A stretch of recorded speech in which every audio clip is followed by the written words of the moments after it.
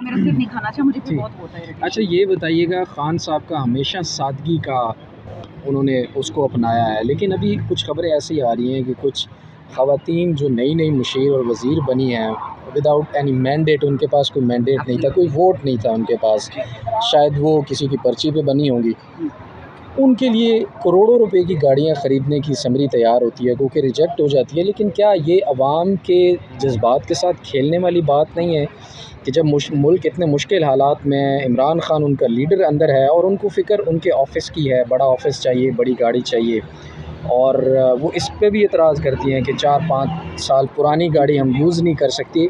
आपका इसके ऊपर क्या मौक़िफ़ है? आप भी ख़ातून हैं, उसी पार्टी से हैं, पॉलिटिशियन भी हैं आप। शुक्रिया कमर। देखिए, मुझे अभी मैंने ट्विटर पे खुद देखा कि इस तरह की कोई समरी थी मुशीर साहिबा के लिए, फिर उनके लिए ऑर्डर हुआ, फिर वो ऑर्डर रिजेक्ट हुआ और उस पर काफ़ी तल्ख पीटीआई खैबर पख्तूनख्वा की एक ट्वीट भी आई है और सीएम को भी काफ़ी गुस्सा चढ़ा है। अब अली, आपको पता है कि जेल गुजार के आया, बहुत तकलीफ़ों से हो गया है, वो पूरा सूबा संभाल रहा है। एक दफ़ा तो गलती होगी, अगर दोबारा इस तरह की गलती होगी, I don't think Ali will be very tolerant. और जिस तरह खान साहब ने बड़े बड़ों को उड़ा के रख दिया, नाम थे जी, शुगर माफिया, फलाना माफिया, फलाना, सब के सब खुदा लाइन लग गए। कोई भी केपी की हुकूमत या केपी के अवाम के साथ खिलवाड़ करेगा। मैं तो बल्कि ये कहने वाली थी कि आपने देखा कि 3 चीज़ें जो केपी ने हमें की हैं, जो टिकटॉक की हुकूमत अभी तक नहीं कर पाई है। हमने सेहत कार्ड वापस दिलवा दिया, डिस्पाइट के इस वक्त फेडरल गवर्नमेंट हमारी 1100 अरब से ज़्यादा कर्जदार है। सेहत कार्ड प्लस दे दिया, पंजाब भी नहीं दिया। पंजाब की आवाम से दुश्मनी है, इनको पता नहीं क्या। हमने 1122 से जिस किस्म के रेस्क्यूज़ करवाए, जिस किस्म के लोगों को रिकॉर्ड टाइम में घर टूटे, स्कूल टूटे, अस्पताल टूटे, उनको पैसे दिलाए हैं। और तीसरा, ये जो 8.5 लाख ख़ानदानों को हमने 10,000 रुपये दिया अभी ईद पैकेज में, बाकी किसी सूबे ने ये नहीं किया, हालांकि सब मालदार है। सबसे गरीब हमारा सूबा, अभी तो हमारा आटा भी नहीं है, तो बाकी सूबे का हो गया। So let me be very clear कि केपी की हुकूमत खान साहब की विजन पे चलती है, कायद-ए-आज़म के विजन पे चलती है, और यहाँ कोई गुंजाइश नहीं किसी किस्म की अयाशी के लिए, चाहे मुशीर हो, चाहे वज़ीर हो, चाहे एमएनए हो, चाहे एमपी हो। मैम, रावलपिंडी के एक जज जो 9 मई के हवाले से आपको ज़मानत भी दे रहे थे, उनके खिलाफ रेफरेंस आ गया।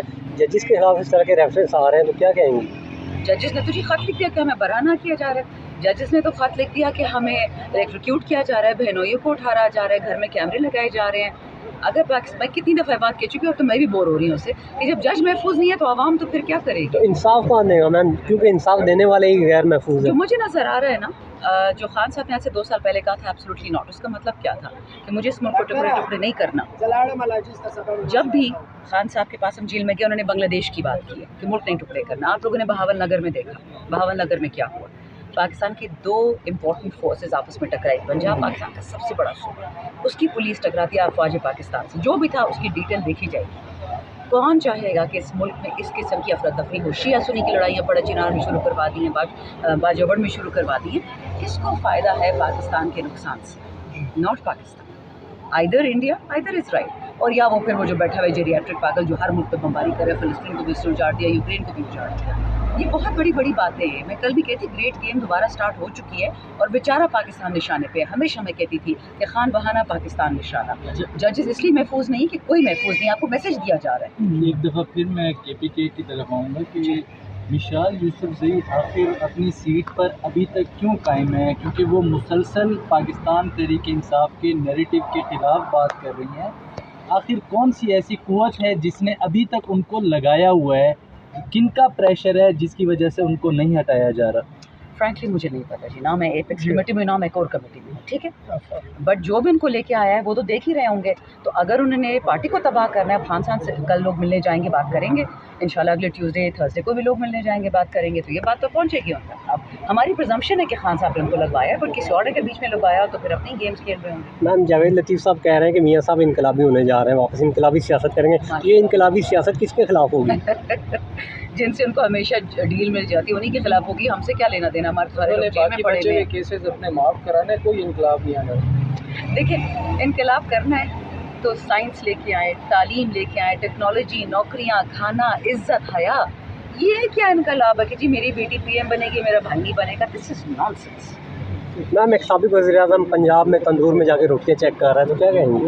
मैं कहूँ तो बेहतर है मैम चीफ जेल में सऊदी अरब का भी हाथ था, तो इसके हवाले से आप क्या कहते हैं? सऊदी अरब मैं तुझे भी सुन के आई हूँ, खुद मुझे एक दो लोगों ने बताया, मैं ज़्यादा टीवी देखते नहीं, खुद भी जब जाऊँ, लेकिन अगर कहा है तो उनसे बात करनी पड़ेगी। जब तक मैं तस्दीक ना कर लूँ तो याद रखें, मुनाफिक की डेफिनेशन ये है कि बगैर तस्दीक के आपको एक बात बता देता है। पीटीआई ऑफिशियल तो बस ठीक है, फिर ठीक ही होगा, ठीक ही होगा अगर तदीद आ चुकी, क्योंकि मैं तो देखा नहीं है वैसे।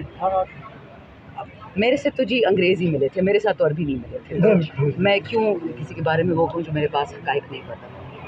मैम, इसराइली जो प्रोडक्ट है उसका पाकिस्तान में बाइकाट किया गया है, खासकर सारी दुनिया कर रही है जी।